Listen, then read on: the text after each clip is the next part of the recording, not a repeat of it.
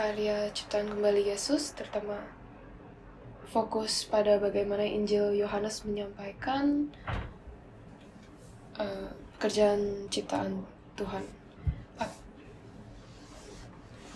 Akhir dari karya ciptaan kembali Yesus seharusnya adalah aku. Jadi kesimpulan dari kejadian 1 itu Adam. Saya berdoa ciptaan kembali Yesus itu adalah aku. Kita melihat kembali kesimpulan dari firman minggu lalu, bagaimana 6 hari ciptaan itu bisa apa hubungannya dengan hidup kita sekarang. Jadi tampaknya kegelapan dan pemisahan mulai terjadi di hari pertama ya. Kebaikan dan kejahatan yang bercampur dalam diri kita menjadi berbeda dan terbagi dalam hati dan kehidupan kita.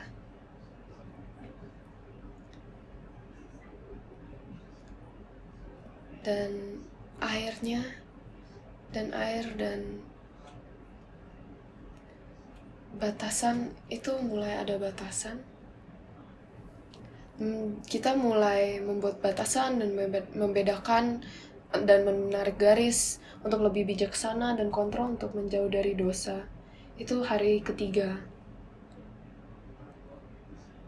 Yang kebaikan kejahatan itu hari kedua. Iya.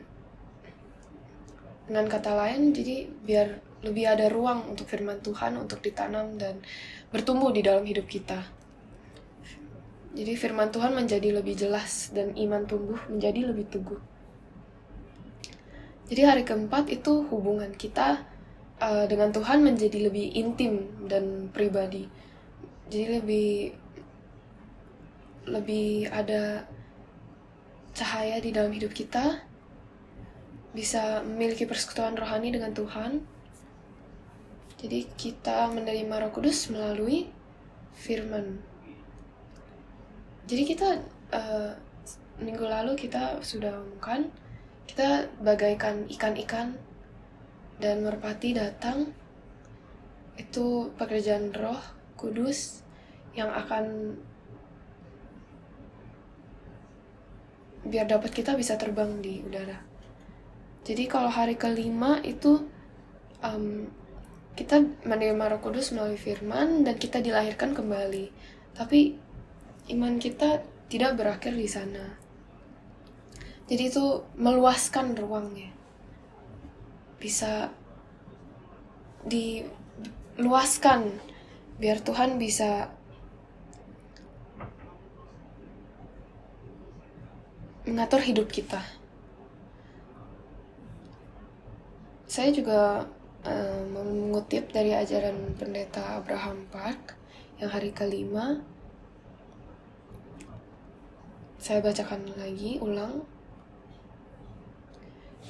Jika ikan mewakili daging kita, burung mewakili roh kita. Mati dalam daging dan hidup dalam roh melalui kasih Tuhan, itu adalah jalan bagi kita untuk mencapai hidup yang kekal. Mati dalam daging dan hidup dalam roh melalui kasih Tuhan, itu adalah jalan bagi kita untuk mencapai hidup yang kekal. Ikan itu hanya dapat bertahan hidup di dalam air, tapi burung hidup di bumi dan dia dapat terbang bebas di udara. Jadi ketika kita seperti ikan, kita terikat di dunia dan perlu hidup di bawah pengaturan hukum keadilan Allah. Tetapi kita dikeluarkan, jadi kita tuh di bawah pengaturan hukum keadilan Allah. Tetapi kita dikeluarkan dari air dosa itu dan diangkat melalui kasih karunia Allah. Tentu saja kan kita dapat bertahan, kita bisa hidup. Tetapi dengan rahmat dan cinta kasih Tuhan, kita masih bisa hidup dan bahkan di luar air itu. Sekarang dengan berkat roh, kita dapat dengan bebas bergerak di udara dalam roh Tuhan dan hidup di pangkuan Tuhan. Ini adalah karya pada hari kelima penciptaan. Jadi Yesus datang ke bumi untuk membentuk kembali umat manusia yang menjadi debu tanah. Dia kembali, jadi kita bisa dapat menjadi makhluk hidup. Kita bisa melihat prosesnya melalui interaksi Yesus yang dia telah melakukan di hidupnya untuk kita melalui kayu salib. Dia bekerja di dalam debu tanah biar kita dapat menjadi makhluk hidup lagi. Jadi kita akan pikirkan tentang manusia pertama Adam, bagaimana dia spesial dan berbeda dari binatang dengan hubungan dengan ajaran pendeta Abraham Park. Bagaimana dia spesial dan berbeda dari binatang, dan bagaimana Adam diciptakan dari debu tanah. Jadi manusia pertama, manusia yang diciptakan Tuhan. Jadi dia gimana bedanya dengan binatang liar? Jadi dia berbeda karena untuk kita sadar harusnya kita, bagaimana yang kita harus hidup. Jadi manusia kan sama binatang liar jelas ya berbeda. Tapi zaman sekarang ada yang tidak setuju. Mereka mau binatang mereka dan mereka tuh sama derajatnya. Tapi di Alkitab berkata itu ada perbedaannya. Binatang liar itu tidak ada roh yang kita punya. Roh itu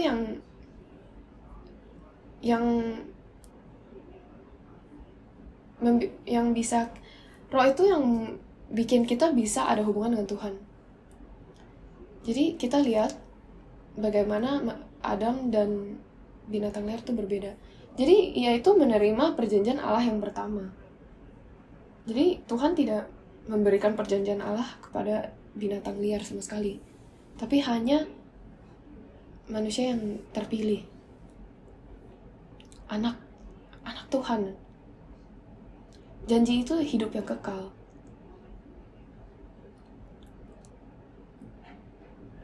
Jadi manusia pertama punya perjanjian itu, perjanjian Allah. Kemudian manusia Adam, bagaimana dia berbeda dengan binatang liar? Dia dipanggil makhluk hidup. Bagaimana dia makhluk hidup? Manusia tuh mempunyai tubuh yang diciptakan dari debu tanah, milik tanah, tetapi Tuhan memberi nafas hidup. Berarti walaupun dia mempunyai tubuh fisik yang dari debu tanah, tapi dia dapat berkomunikasi dengan Tuhan dan masuk dalam dunia roh dan tinggal bersama Tuhan, yaitu roh. Di dalam dunia roh itu, di dalam dunia dengan Tuhan, walaupun itu di dalam dunia, itu tempat roh di mana Tuhan tinggal bersama manusia.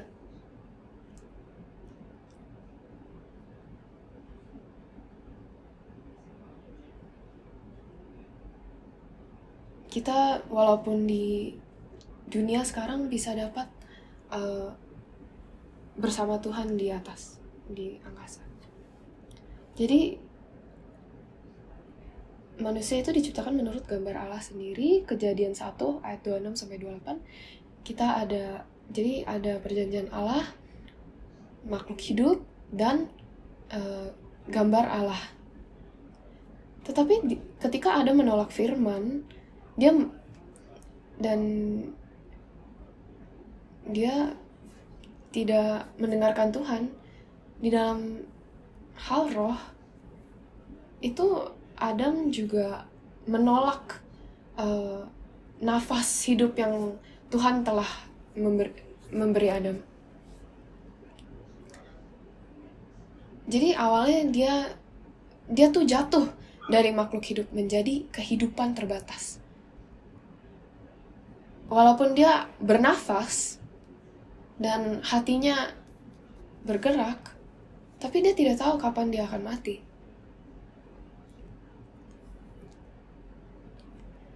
itu dikatakan pendeta Abraham itu mengajarkan, jadi ada dua pemisahan. Jadi pemisahan dari Tuhan dan pemisahan dari roh dan tubuh. Jadi kita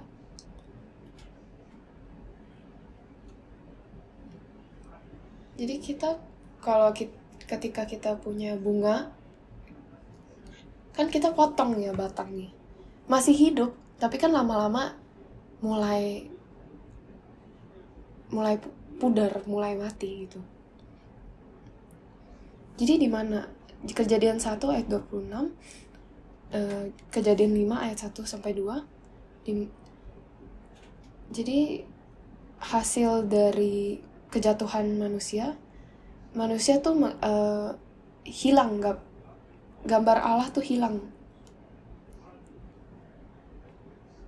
Gambar Allah yang hilang dari manusia tuh ada 3 macam. Jadi kekuatan dan kebijaksanaan untuk memerintah atas ciptaan ini yang manusia hilang. Otoritasnya dan kedaulatannya untuk memerintah itu hilang. Kedua, itu kekudusan, konsekrasi. Itulah gambar Allah.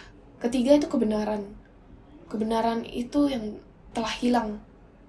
Manusia itu menghilangkan kebenaran itu. Amsal 4 ayat 18, Matius 13 ayat 43. Amsal 4 ayat 18, Matius 13 ayat 43. Itu dikatakan itu sama seperti tubuh cahaya. Kalau ingat yang kita belajarkan pada hari keempat, ada 3 tugas untuk tubuh cahaya. Ada 3, untuk bersinar, memisahkan siang dan malam, petang dan malam, dan untuk memisahkan. Ada bersinar, memerintah, dan memisahkan siang dan malam. Jadi kita juga belajar 3 tugas ini. Untuk memerintah itu ada raja-raja, untuk memisah itu nabi-nabi, dan untuk bersinar itu tugas imam-imam ya. Raja, nabi, dan imam. Mereka tuh diurapi Tuhan. Di Kejadian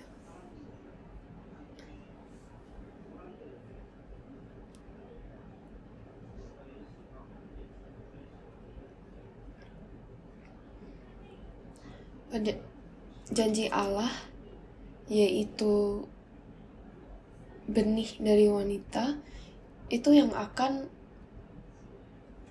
menyelesaikan 3 tugas ini. Mesiah.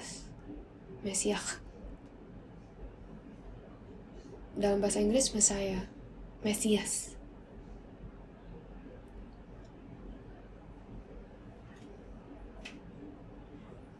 Jadi Tuhan tuh lagi berkata Mesias akan datang dan gambar Allah akan datang padamu. Yang diurapi akan datang padamu dan menyelesaikan 3 tugas ini. 3 otoritas gambar Allah. Jadi di pekerjaan restorasi ini adalah perjanjian Allah, nafas,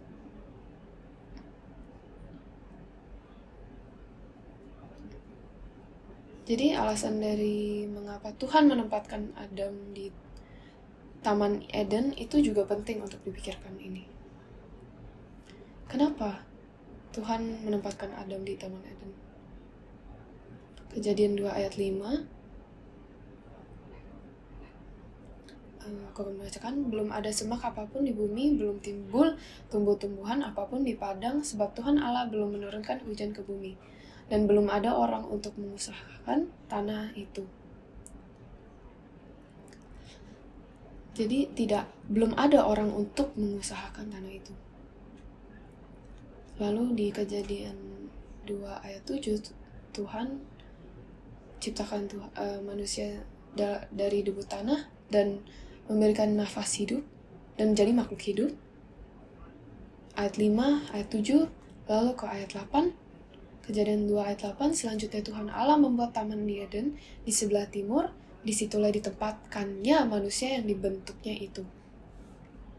Jadi Tuhan menempatkan manusia. Jadi awalnya diciptakan dari debu tenuh, terus diberi debu tanah, terus dibawa ke Taman Eden, ditempatkannya di situ. Kenapa? Bisa tebak? Kenapa Tuhan menempatkan Adam di Taman Eden?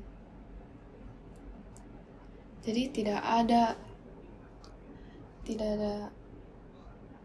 orang untuk mengusahakan tanah itu, lalu ditempatkannya. Mengusahakan.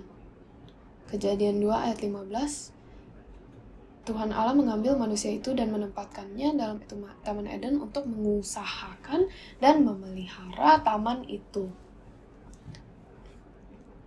Jadi kata mengusahakan ini kita sudah belajar banyak kali. Apa katanya dalam Ibrani?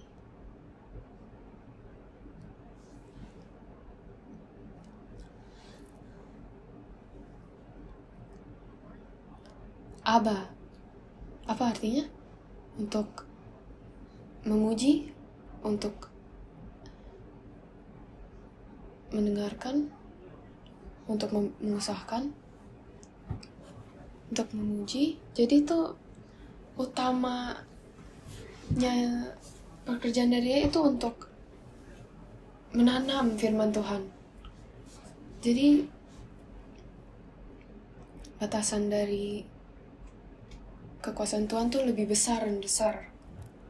Tapi orang yang ditanamkan menjadi debu tanah lagi. Ada menjadi debu tanah lagi. Itulah itu akhir yang tidak bagus ya dari cerita ini. Makanya itulah sebabnya Adam kedua tuh harus datang untuk bercocok tanam di tanah itu lagi, untuk mengusahakan. Karena kami yang sudah terjatuh ke debu tanah lagi, tidak mempunyai tidak bisa membedakan atau tenaga untuk dapat mengusahakan atau bercocok tanam itu lagi. Sekarang Adam kedua itu dibutuhkan. Kejadian 3 ayat 17-19. Lalu firman-Nya kepada manusia itu, karena engkau mendengarkan perkataan istrimu dan memakan dari buah pohon yang telah kuperintahkan kepadamu, jangan makan daripadanya, maka terkutuklah tanah karena engkau dengan bersusah payah engkau akan mencari rezekimu dari tanah seumur hidupmu, semak duri dan rumput duri yang akan dihasilkan bagimu, dan tumbuh-tumbuhan di padang akan menjadi makananmu, dengan berpeluh engkau akan mencari makananmu, sampai engkau kembali lagi menjadi tanah, karena dari situlah engkau diambil, sebab engkau debu dan engkau akan kembali menjadi debu. Jadi dalam hal roh dan tubuh. Dan ini terjadi karena manusia telah kembali ke keadaan debu tanah. Jadi Yesus harus datang dan Yesus mengulang cerita untuk benih di Ibrani 6 ayat 7-8, sebab tanah yang menghisap air hujan yang sering turun ke atasnya dan yang menghasilkan tumbuh-tumbuhan yang berguna bagi mereka yang mengajarkannya menerima berkat dari Allah, tetapi jikalau tanah itu menghasilkan semak duri dan rumput duri, tindaklah ia berguna dan sudah dekat pada kutuk yang berakhir dengan pembakaran. Jadi kalau tanah yang menghasilkan semak duri dan rumput duri tidaklah ia berguna, dia jadi dikutuk. Debu apa kita? 1 Korintus 15 ayat 44, Yang ditaburkan adalah tubuh alamiah, yang dibangkitkan adalah tubuh rohani. Jadi itulah yang Yesus lakukan. Dia datang untuk melakukan itu. Jadi walaupun dia dalam tubuh fisik, dia tuh menjadi roh. Jadi daging yang dilahirkan kembali itu menjadi makhluk rohani. Itu disebut penebusan dan keselamatan. Jadi kita itu adalah debu tanah, sebagai debu tanah. Jadi debu tanah sekarang butuh dibangkitkan kembali menjadi makhluk hidup. Setelah kita makan dari buah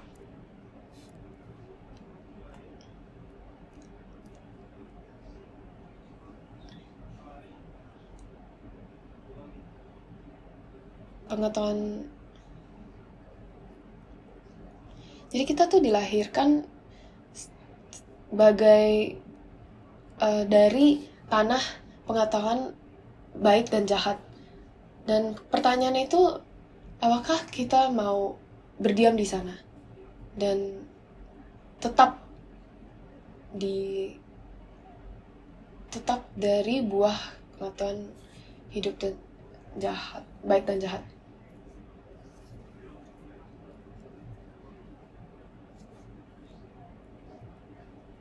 Jadi jika kita dari tanah pengetahuan, buah dari pengetahuan baik dan jahat, itu kita harus dipisahkan. Maka ini yang Rasul Yohanes itu jelaskan. Jadi kalau batang itu dipotong, itu kan akan mati. Jadi kita dipisahkan dari dunia, kita kan merasa kadang akan mati.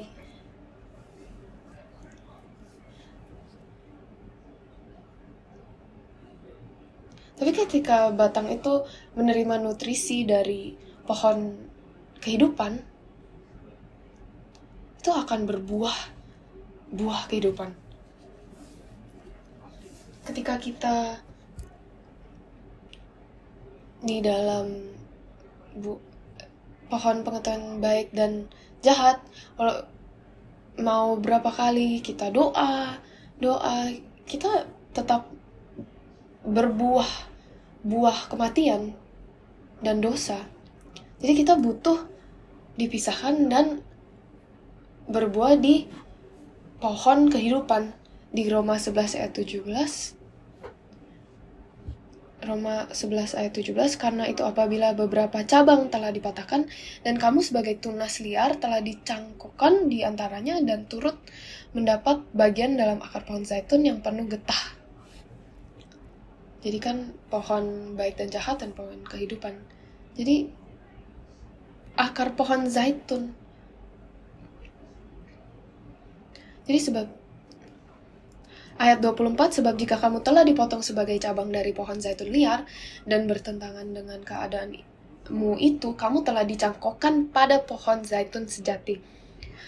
Terlebih lagi mereka ini yang menurut asal mereka akan dicangkokkan pada pohon zaitun mereka sendiri.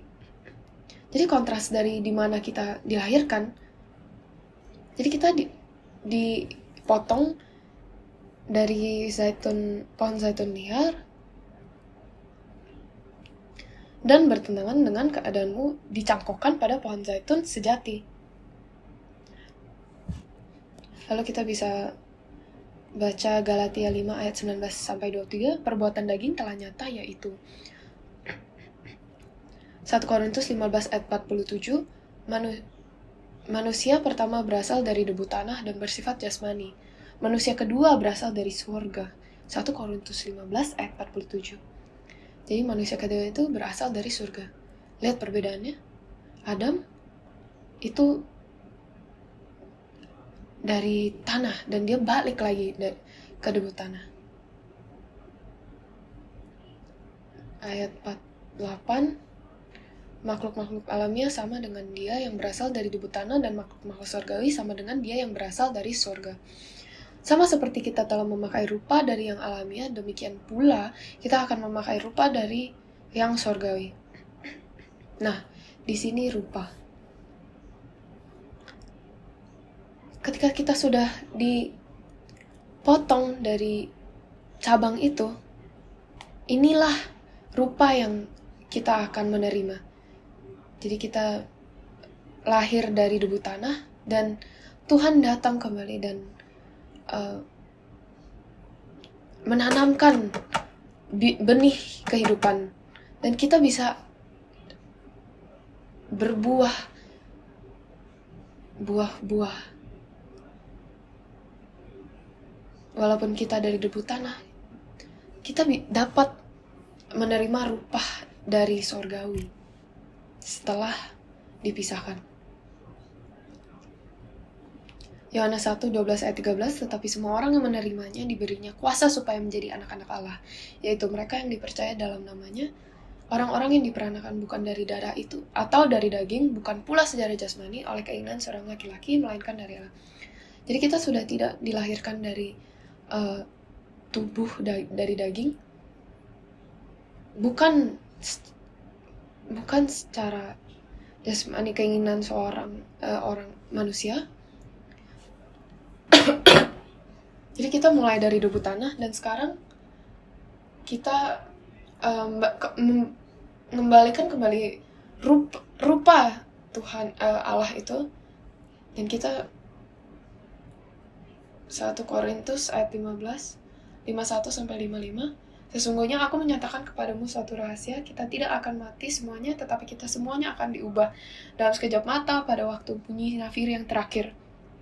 Sebab nafiri akan berbunyi dan orang-orang mati akan dibangkitkan dalam keadaan yang tidak dapat binasa, dan kita semua akan diubah. Karena yang dapat binasa ini harus mengenangkan yang tidak dapat binasa, dan yang dapat mati ini harus mengenangkan yang tidak dapat mati. Dan sesudah yang dapat binasa ini mengenangkan yang tidak dapat binasa, dan yang dapat mati ini mengenangkan yang tidak dapat mati, maka akan genaplah firman Tuhan yang tertulis, maut telah ditelan dalam kemenangan. Hai maut, di manakah kemenanganmu? Hai maut, di manakah sengatmu? Saya berdoa biar kami semua bisa sampai hidup kekal ini. Dan itu apa yang Alkitab memanggil manusia. Dan Tuhan menciptakan manusia, dan Tuhan berkata, itu bagus. Manusia dengan roh Allah dan perjanjian Allah. Tuhan datang untuk menciptakan kita kembali. Amin. Apakah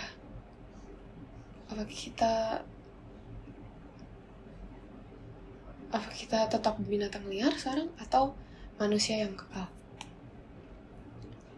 Sekarang kita memikirkan tentang binatang liar.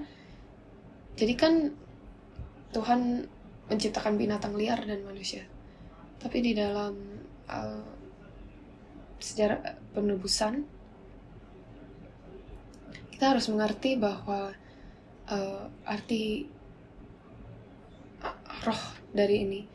Binatang liar itu adalah makhluk yang tidak memiliki nafas hidup, roh Allah.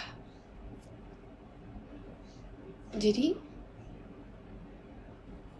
mereka yang tidak memiliki nafas hidup itu tidak dapat memahami firman atau kehendak Tuhan. Kita bisa duduk di gereja dan mendengarkan firman Tuhan, tetap aja tidak bisa mengerti.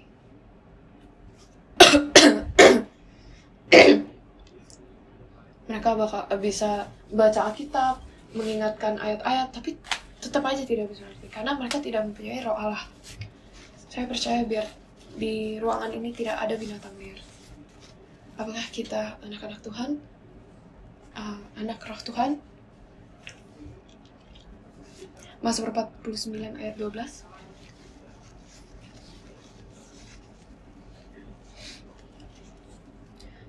Jadi kalau tidak mengerti firman Tuhan itu tuh sebagai makhluk yang binasa.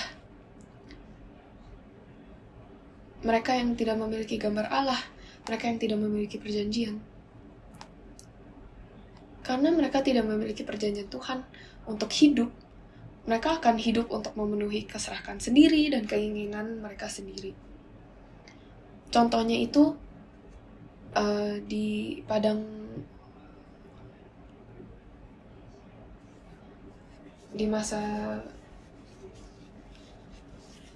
jadi gerombolan itu yang pas keluar dari Mesir.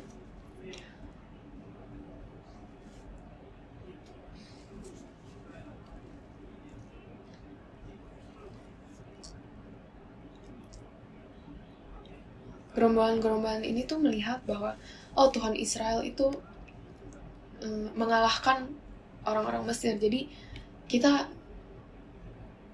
ikutan aja, kita ikut-ikut.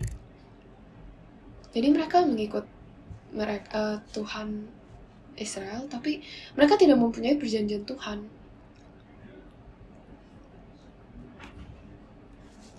Mereka tuh yang berbisik kepada Israel, yang menghasilkan keberisikan dan komplain. Bilangan 11 ayat 14. Aku seorang diri tidak dapat ikut.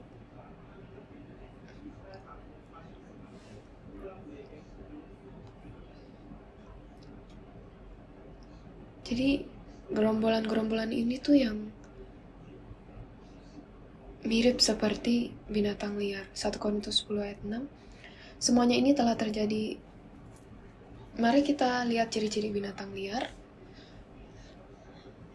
Sebelumnya, mari kita baca 3 ayat. Semoga kita sadar di Taman Eden itu makhluk-makhluk yang menghasilkan kejatuhan manusia itu binatang liar, yaitu ular. Lalu binatang liar itu muncul di Wahyu. Daniel, Wahyu, mereka tuh ada binatang liar ini. Jadi lebih penting untuk kita untuk mengerti binatang liar ini. Jadi awalnya kan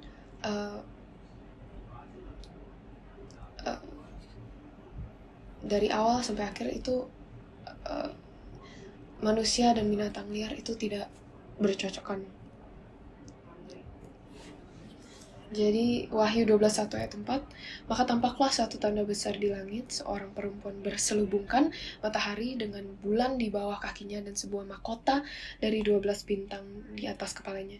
Jadi karakter ini dan rupa-rupa ini yang muncul di ciptaan dan 6 hari ciptaan ini itu muncul di Wahyu.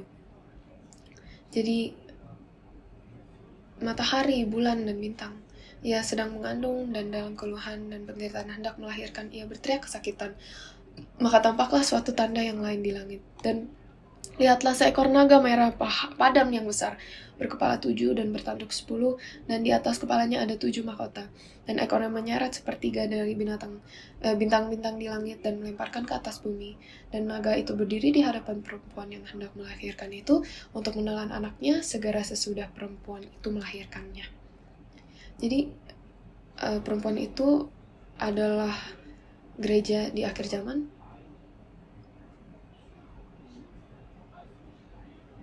Jadi dia kan sedang melahirkan dan ada naga yang menunggu untuk memakan buah kita, anak Tuhan yang akan dilahirkan. Wahyu 13 ayat 1-2. Jadi ayat setelahnya, lalu aku melihat seekor binatang keluar dari dalam laut, bertanduk 10 dan berkepala 7. Di atas tanduk-tanduknya terdapat 10 mahkota, dan pada kepalanya tertulis nama-nama hujat. Binatang yang kulihat itu serupa dengan macan tutul, dan kakinya seperti kaki beruang, dan mulutnya seperti mulut singa. Dan naga itu memberikan kepadanya kekuatannya dan tatanya dan kekuasaannya yang besar. Jadi bukan naga, kita bisa melihat binatang berbeda. Jadi naga itu memberikan kepadanya kekuatannya dan tatanya dan kekuasaannya yang besar. Kita ke Wahyu 13:11-13. Dan aku melihat seekor binatang lain keluar dari dalam bumi. Jadi awalnya binatang dari air, keluar dari air, terus dari dalam bumi, dan bertanduk dua sama seperti anak domba, dan ia berbicara seperti ekor naga. Jadi seekor naga ini seperti anak domba. Anak domba kan seharusnya Tuhan Yesus, Allah kita. Dan ini tuh menutup dengan seperti menutup dengan masker, dan seluruh kuasa binatang yang pertama ini itu dijalankannya di depan matanya. Ia menyebabkan seluruh bumi dan semua penghuninya menyembah binatang pertama yang luka parahnya telah sembuh, dan ia mengadakan tanda-tanda yang dahsyat, bahkan ia menurunkan api dan dari langit ke bumi di depan mata semua orang. Jadi bumi ini kita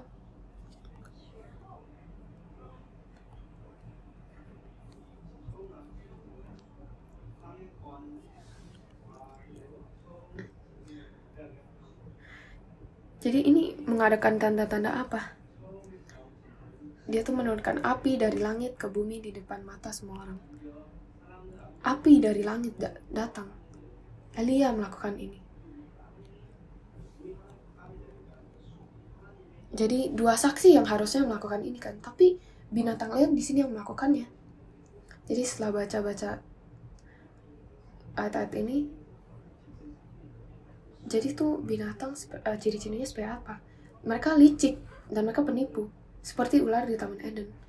Dia tuh menutupi kebohongannya dan membuatnya terlihat sepertinya tuh benar, dan manusia tuh berbalik dari Tuhan. Mereka sepertinya tahu ayat-ayat, tahu firman Tuhan. Mereka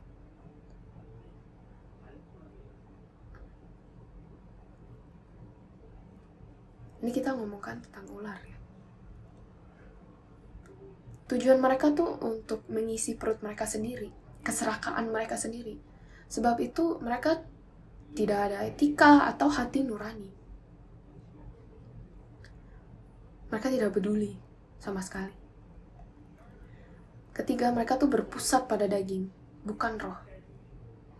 Minggu lalu kita sudah berbicara tentang, jadi kan bukan daging mengikuti roh, tapi bukan roh mengikuti daging, tapi daging mengikuti roh. Jadi tuh mereka tuh sepertinya kayak mengikuti roh, tapi tidak.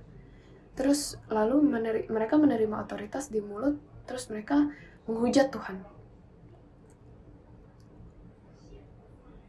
Terakhir mereka berperang melawan orang-orang kudus Tuhan, melakukan mujizat dan tanda, memimpin mereka untuk menyembah naga. Di Daniel 7 ayat 7-8 itu menggambarkan 4 kerajaan atau otoritas dunia sebagai binatang.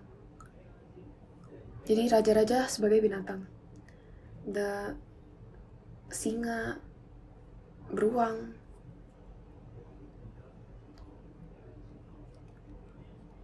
macan tutul. Jadi binatang liar ini tuh melambangkan kuasa dari dunia ini,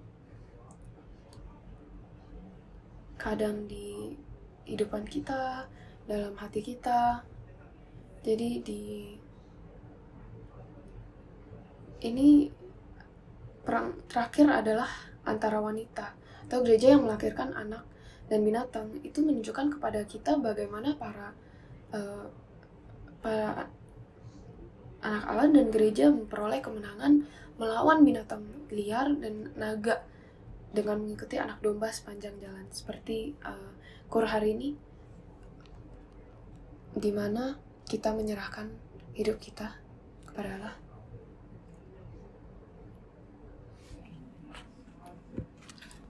kita harus dengan jujur memikirkan diri kita sendiri, tentang diri kita sendiri, bisa menelitikan, bisa melihat kembali iman kita. Apakah kita masih mengikuti daging keinginan kita, bukan roh, keinginan roh? Apakah masih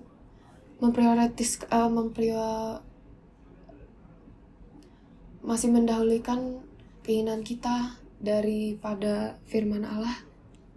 Jadi kesimpulan, karya penciptaan kembali atau penubusan Yesus yang dijelaskan dalam Injil Yohanes dapat dilihat melalui orang-orang yang berjumpa dengannya dan reaksi mereka. Mari kita lihat Injil Yohanes ayat per ayat. Yohanes 1 itu membicarakan bahwa Tuhan datang sebagai cahaya, sebagai terang yang datang dan menyinari kegelapan. Lalu ada pemisahan, siapa yang datang kepada terang ini, dan dan jemaat-jemaat yang lari dari cahaya ini. Yohanes 2, 3, 4, sampai 5. Kita air. Di sini membicarakan tentang air. Pemisahan air yang Yesus berikan. Jadi tuh manusia di bumi ini tuh haus air, dan Yesus datang ke dunia menjadi air. Jadi wanita Samaria, dia haus dan dia lagi mengambil air dari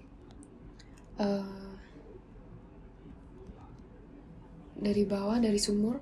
Dan ketika Yesus memberikan air, wanita Samaria ini berubah. Dan lalu pria yang sakit selama 38 tahun, lalu Yesus menjadi air penyembuhan untuk pria yang sakit ini. Dan lalu Petrus yang berjalan di atas air, dan yang dibasuh oleh air dan menerima berkat dari air di atas. Yohanes 6, Yesus berjalan di atas air di sini.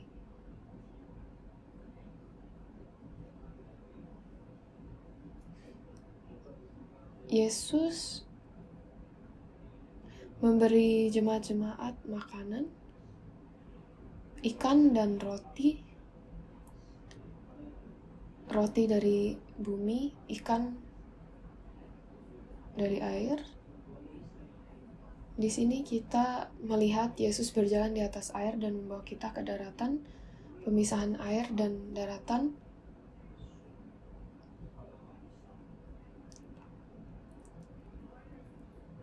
Jadi dalam cerita ini klimaksnya ketika dia jalan di atas air,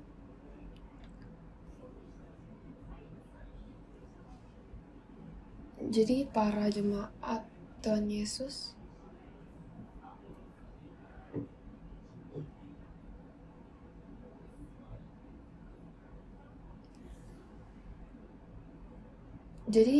itu makanan dari surga, sebagai makanan atau benih yang datang dari surga. Dia memperkenalkan dirinya sebagai makanan atau benih yang datang dari surga itu. Jadi terjadilah perpisahan jemaat yang menolak dia dan yang mengikuti dia. Jadi ada pembatasan yang memisahkan air dari daratan dalam hal roh juga. Jadi ada yang tetap percaya bahwa dia adalah firman yang hidup, dan ada yang menjauh darinya. Yohanes 8 dan 9, Yesus mengaku sebagai terang dunia, tubuh terang. Hari keempat seperti tubuh terang yang datang dan menguasai. Jadi ketika Yesus datang ke dunia ini, itulah adalah siang. Dia memberikan penglihatan atau terang kepada orang buta. Yesus memberikan penglihatan kepada orang buta, pemisahan mereka yang datang untuk melihat dan mereka yang masih buta secara rohani. Jadi Yesus bicara dengan para imam-imam setelah buka mata orang buta itu. Mereka Yesus ngomong para imam-imam itu, kalian buta secara rohani. Siapa yang melihat dia ada dikuasai di bawah tubuh terang dunia, dan yang lain di cahaya malam. Yohanes 8-10, kita bisa lihat Yesus ada perdebatan dengan imam-imam agama. Jadi Yesus dari atas surga, sedangkan mereka yang tidak menerima dan percaya dia itu seperti ikan di air di bawah. Jadi mereka yang percaya dia akan menerima Roh Kudus dan menjadi makhluk spiritual seperti burung di udara. Jadi kita sudah membicarakan 1-5 bagaimana Yesus memisahkan kita dan orang-orang yang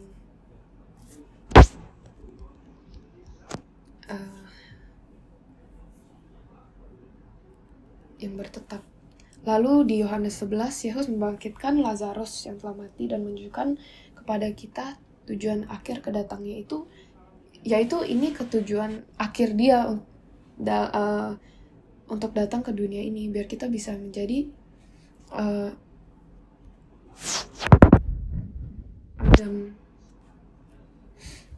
berapa hari ya? Lazarus tuh sudah berada di kubur selama 4 hari. Berapa telat Yesus datang setelah Adam berdosa. Dia datang ke dunia ini ketika kematian menguasai umat manusia udah selama 4.000 tahun. Jadi orang kira udah tidak ada harapan lagi Lazarus untuk dapat kehidupan lagi. Sama saja seperti kita sekarang. Tapi Yesus memuji Tuhan, berterima kasih padanya, dan perintah firman-Nya terhadap Lazarus, dan Lazarus bangkit lagi kembali. Yesus datang kembali ke bumi ini biar kita dapat hidup kembali. Yohanes 12-19, ini penderitaan dan penyaliban Yesus. Dan Yohanes 20 itu kembali ke taman lagi. Jadi kuburan Yesus itu dijelaskan sebagai taman. Kuburannya itu kan yang jaga kuburan biasanya dibilang tukang kebun ya, seperti tukang kebun. Lalu Yesus datang ke jemaat-jemaat di Yohanes 20 ayat 21-22. Yesus menyapa mereka dan memberikan mereka Roh Kudus. Ciptaan kembali Taman Eden. Dan dia berkata, damai sejahtera bagi kamu sama seperti Bapa mengutus aku, demikian juga sekarang aku mengutus kamu. Dan sudah berkata demikian, ia mengembusi mereka dan berkata, terima Roh Kudus. Yesus tuh memberi perjanjian Allah yang baru, seperti yang diberikan pada Adam. Jadi manusia telah diciptakan kembali. Melalui pekerjaan Yesus Kristus, perjanjian Allah diberikan kembali. dan nafas hidup kembali lagi melalui firman. Yohanes 6 ayat 63. Firman yang saya ucapkan adalah roh dan hidup. Napas hidup dan rupa Allah itu juga dikembalikan. Dia berkata, jadilah seperti rupa Allah, rupaku. Siapakah kita? Kami adalah anak Tuhan. Amin. Dan saya percaya Tuhan akan mengambilkan dosa-dosa kita dan akan memberikan tugas yang sama. Mari kita bawakan firman hidup ini kepada orang-orang dan berbuah buah kehidupan, dan biar hidup itu mengisi hidup kita. Mari kita berdoa. Bapa, terima kasih atas kasih karunia-Mu, atas nafas hidup yang telah Bapa berikan melalui firman ini.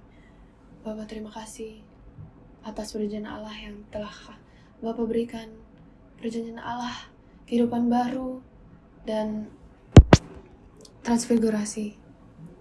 Terima kasih Bapa telah mengembalikan rupa Allah dalam kita, dan sebagai anak-Mu, bantu kita untuk menyelesaikan tugas-tugas yang telah Bapa berikan. Biar biar hidup Bapa bersama kita, bersama kami, dan firman-Mu dapat memberikan hidup pada orang-orang. Terima kasih Bapa. Kami berdoa biar kami dapat menerima berkat kehidupan-Mu. Dalam nama Tuhan Yesus kami berdoa, amin. Mari kita puji Tuhan.